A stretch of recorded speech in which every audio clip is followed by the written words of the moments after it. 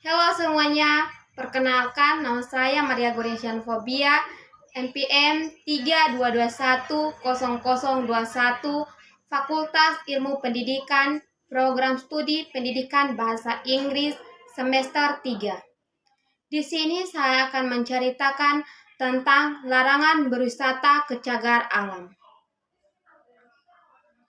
Cagar alam menurut Undang-Undang Nomor 5 Tahun 1990 tentang konservasi sumber daya alam hayati dan ekosistem adalah kawasan suaka alam karena keadaan alamnya yang mempunyai kekhasan tumbuhan, satwa, dan ekosistemnya atau ekosistem tertentu yang perlu dilindungi dan perkembangannya. Sedangkan pengertian cagar alam menurut Kamus Besar Bahasa Indonesia atau KBBI adalah istilah hukum daerah yang kelestarian hidup tumbuh-tumbuhan dan binatang, flora dan fauna yang terdapat di dalamnya dilindungi oleh undang-undang dari bahaya kepunahan. Suaka alam, cagar alam dapat dianalogikan sebagai sebuah wadah yang berisi peninggalan kekayaan alam yang sudah punah dan perlu untuk dilindungi dan dilestarikan.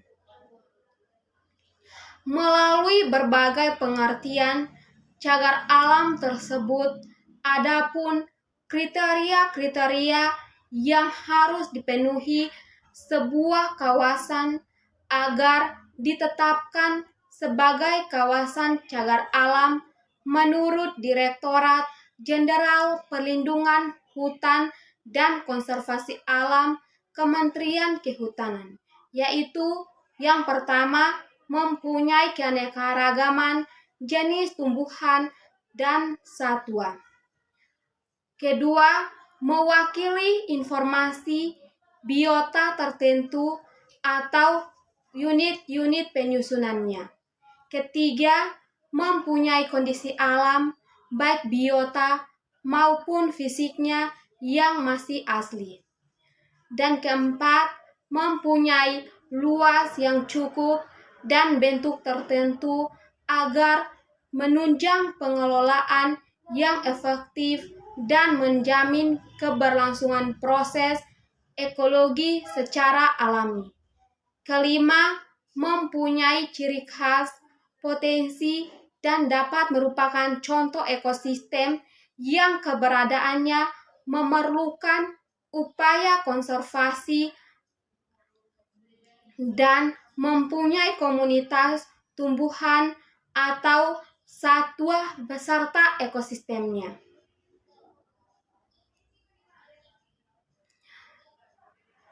Manfaat cagar alam menurut Direktorat Jenderal Perlindungan Hutan dan Konservasi Alam Kementerian Kehutanan.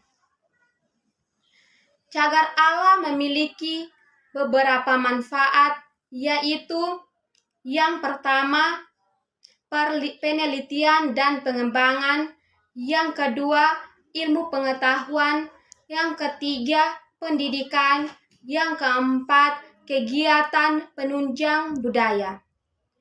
Kegiatan pengelolaan cagar alam, suatu kawasan cagar alam dikelola berdasarkan rencana pengelolaan yang disusun berdasarkan kajian aspek-aspek ekologis, teknis, ekonomis, dan sosial budaya. Rencana pengelolaan cagar alam sekurang-kurangnya memuat tujuan pengelolaan dan garis besar kegiatan yang menunjang upaya perlindungan, pengawetan, dan pemanfaatan kawasan. Upaya tersebut menurut Direktorat Jenderal Perlindungan Hutan dan Konservasi Alam Kementerian Kehutanan dilaksanakan dalam bentuk kegiatan yang meliputi perlindungan dan pengamanan kawasan, investasi potensi kawasan, penelitian dan pengembangan yang menunjang pengawetan.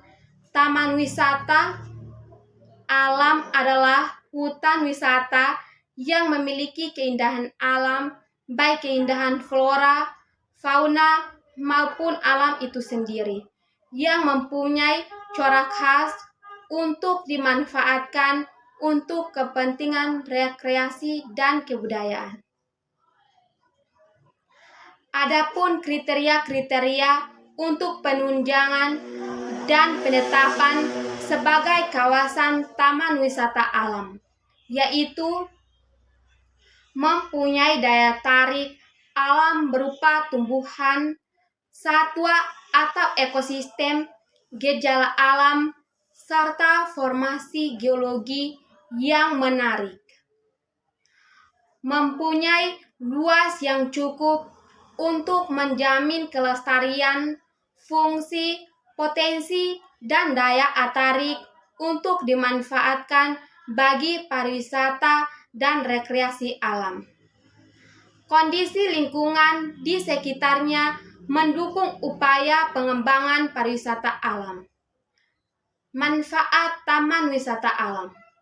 Taman wisata alam memiliki manfaat antara lain pariwisata alam dan rekreasi, penelitian dan pengembangan, pendidikan, kegiatan penunjang kebudayaan. Kegiatan pengelolaan taman wisata menurut Undang-Undang Nomor 5 Tahun 1990 tentang konservasi sumber daya alam hayati dan ekosistem, pasal 34 disebutkan bahwa pengelolaan taman nasional, taman hutan raya, dan taman wisata alam dilaksanakan oleh pemerintah di dalam zona pemanfaatan taman nasional, taman hutan raya, dan taman wisata alam. Dapat dibangun sarana kepariwisataan berdasarkan rencana pengelolaan. Untuk kegiatan kepariwisataan dan rekreasi, pemerintah dapat memberikan hak pengusahaan atas zona pemanfaatan taman nasional, taman hutan raya, dan taman wisata alam dengan mengikut sertakan rakyat. Ketentuan lebih lanjut sebagaimana dimaksud dalam ayat 1, ayat 2, dan ayat 3 diatur dengan peraturan pemerintah. Perlindungan terhadap ekosistem yang khas inilah yang kemudian menjadikan cagar alam tidak dibuka untuk pariwisata, namun hanya boleh dikunjung untuk mereka yang berniat melakukan penelitian dan menambah ilmu pengetahuan. Untuk berkunjung ke kawasan ini, pengunjung diwajibkan membawa surat izin masuk kawasan konservasi atau SIMAKSI yang dikeluarkan oleh kantor Balai Konservasi Sumber Daya Alam atau BKSDA setempat. Tujuan untuk melindungi ekosistem yang ada di kawasan tersebut, mencegahnya dari bahaya kepunahan, serta melestarikan apa yang ada dalam kawasan tersebut. Cagar alam tidak dapat dikunjungi secara bebas karena untuk dapat masuk ke dalamnya diperlukan izin dari BKSDA. Prosedur dan syarat utama yang harus dimiliki adalah surat izin masuk kawasan konservasi atau SIMAKSI. Untuk mendapatkan surat ini, kita dapat menandatangani Balai Konservasi Sumber Daya Alam. Kunjungan dan aktivitas yang dilarang di kawasan konservasi telah diatur dalam Peraturan Direktur Jenderal Perlindungan Hutan. Terdapat larangan utama mengenai tidak diperbolehkannya memasuki kawasan konservasi tanpa mengantongi simaksi. Selain itu, dalam peraturan tersebut juga terdapat larangan-larangan lain yang dibuat demi lestarinya kawasan konservasi hutan. Baik, sekian dari cerita saya. Terima kasih.